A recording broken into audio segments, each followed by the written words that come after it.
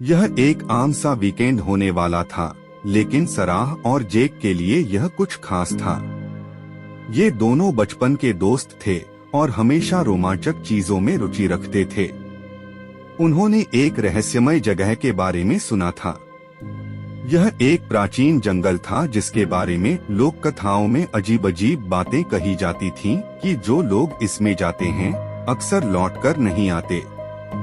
सराह को इस रहस्य को जानने की तीव्र इच्छा थी और उसने जेक को भी इस यात्रा में साथ चलने के लिए मना लिया। सूरज डूबने वाला था जब वे जंगल के किनारे पहुंचे। आखिरी सुनहरी किरणें पेड़ों के घने छाव में खोने लगी थीं। सराह के हरे हरे आंखों में रोमांच की चमक थी। उसकी लहराती हुई भूरी बाल उस आखिरी धूप में चमक रहे थे। जेक, जो कि थोड़ा लंबा था और उसके चेहरे पर एक शांत स्वभाव झलकता था, जंगल को देखते हुए थोड़ा चिंतित दिखाई दे रहा था।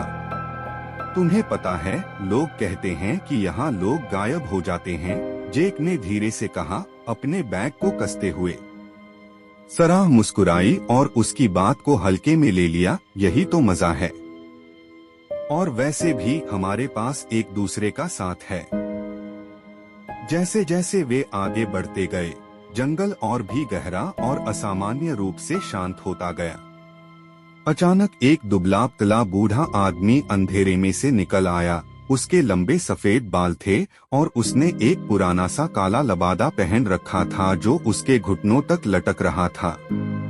जेक चौंक कर पीछे हट गया, लेकिन सराह जिज्ञासु होकर वहीं खड़ी रही।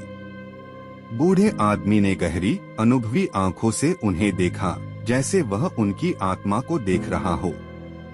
तुम्हें यहाँ नहीं होना चाहिए, उसने अपनी फुसफुसाहट भरी आवाज में कहा। क्यों? सराह ने साहस भरे अंदाज में पूछा।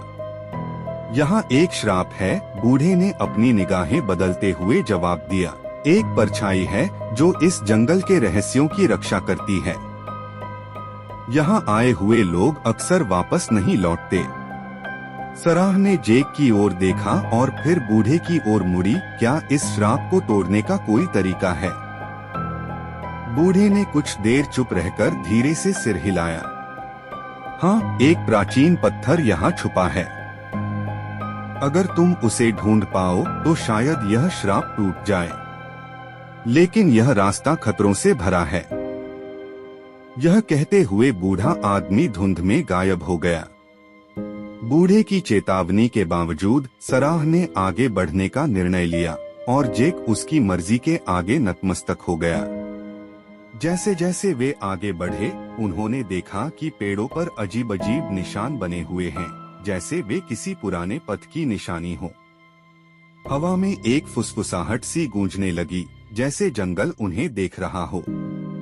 क्या तुमने यह आवाज सुनी? जेक ने थोड़ा घबराते हुए पूछा। यह सिर्फ जंगल है, सराह ने जवाब दिया, लेकिन वह खुद भी थोड़ा असहज महसूस कर रही थी। रात का अंधेरा अब पूरी तरह छा चुका था और तभी सराह ने अपनी आंख के कोने से कुछ हलचल देखी। एक लंबी परछाई जैसे आकृति जो पेड़ों के बीच में से गुजर रही थी। उसने जेक का हाथ पकड़कर धीरे से कहा, मुझे लगता है कोई हमारा पीछा कर रहा है। जेक के चेहरे पर भय की लहर दौड़ गई जब उसने भी उस आकृति को देखा। एक लंबा, काले लबादे में लिपटा व्यक्ति जिसके अंग असामान्य रूप से लंबे थे। वह आकृति बस उनकी परछाई बनकर उनके पीछे पीछे चल रही थी।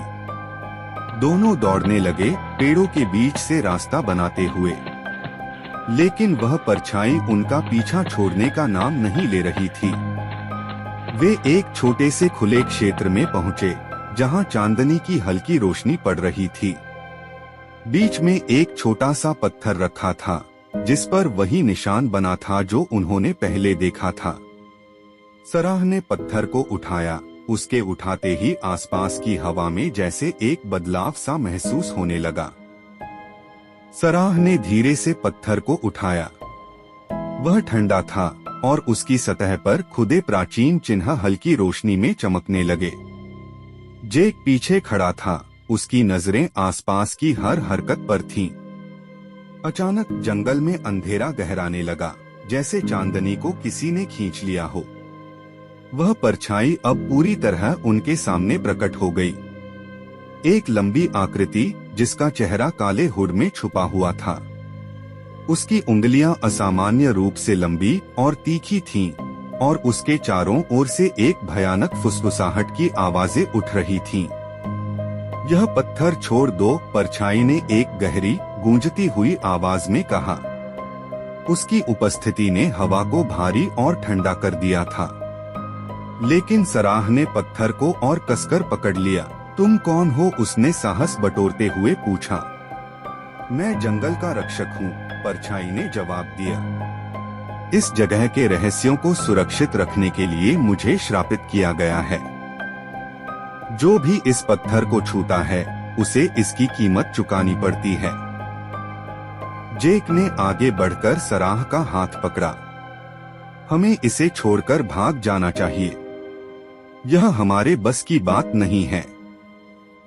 लेकिन सराह पीछे नहीं हटी।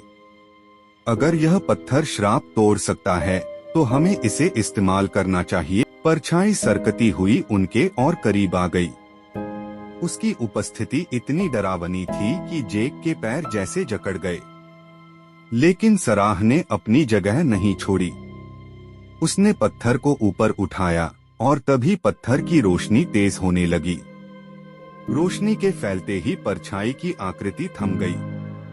उसकी गूंजती आवाज थोड़ी कमजोर पड़ गई। यह मत करो।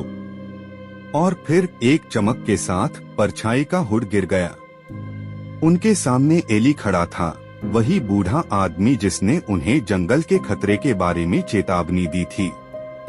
लेकिन अब उसकी आंखों में दर्द और पछतावा था। एली? सराह ने हैरानी से पूछा। एली ने गहरी सांस ली।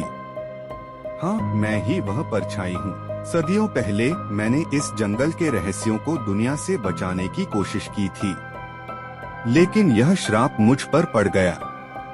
मुझे इस पत्थर की सुरक्षा के लिए बंदी बना दिया गया। तुमने इसे उठाकर मुझे मुक्त कर दिया है। तो क्या अब श्राप टूट गया? जेक ने डर और राहत के मिश्रित भाव से पूछा। एली ने धीरे से सिर हिलाया। तुमने पत्थर को सही इरादे से उठाया है, इसलिए जंगल ने तुम्हें चुना है। लेकिन हर श्राप की कीमत होती है। एली की बात खत्म होते ही पत्थर से निकलने वाली रोशनी ने पूरे जंगल को घेर लिया। पेड़ों की फुसफुसाहट शांत हो गई और शांति फैल गई। लेकिन सराह ने महसूस किया कि पत्थर उसकी ऊर्जा खींच रहा था। उसकी हथेली में जलन होने लगी और वह लड़खड़ा गई। सराह जेक ने उसे पकड़ लिया। एली ने उनके पास आकर कहा, यह पत्थर तुम्हें कुछ देना चाहता है, लेकिन बदले में तुम्हें कुछ खोना होगा। सराह ने अपने अंदर साहस इकट्ठा किया और पत्थर को कसकर पकड़े रखा। अगर इस जंगल और तुम्हारे श्राप को खत्म करने का यही तरीका है तो मैं तैयार हूँ। जैसे ही उसने यह कहा, पत्थर की चमक धीरे धीरे मध्यम होने लगी। एली का शरीर भी फीका पड़ने लगा। उसकी आंखों में अब राहत थी। धन्यवाद, उसने कहा। तुमने मुझे मुक्त कर दिया। एली की आकृति हवा में घुलकर गायब हो गई। पत्थर अब ठंडा और निष्क्रिय हो चुका था। जंगल का अंधकार छंटने लगा। सुबह की हल्की किरणें पेड़ों के बीच से झांकने लगी। सराह और जेक को महसूस हुआ कि वे फिर से जंगल के किनारे पर खड़े हैं। यह सब क्या यह सपना था? जेक ने हैरानी से पूछा। सराह ने अपने हाथ की ओर देखा। जहां पत्थर था वहां अब एक हल्का निशान था, एक प्राचीन चिन्ह जो उसकी हथेली पर जलता हुआ प्रतीत हो रहा था। नहीं, यह असली था, उसने धीमी आवाज में कहा। जैसे ही वे दोनों वहां से जाने लगे, हवा में एक हल्की फुसफुसाहट गूंजी। यह एली की आवाज थी, तुमने मुझे और इस जंगल को आजाद किया।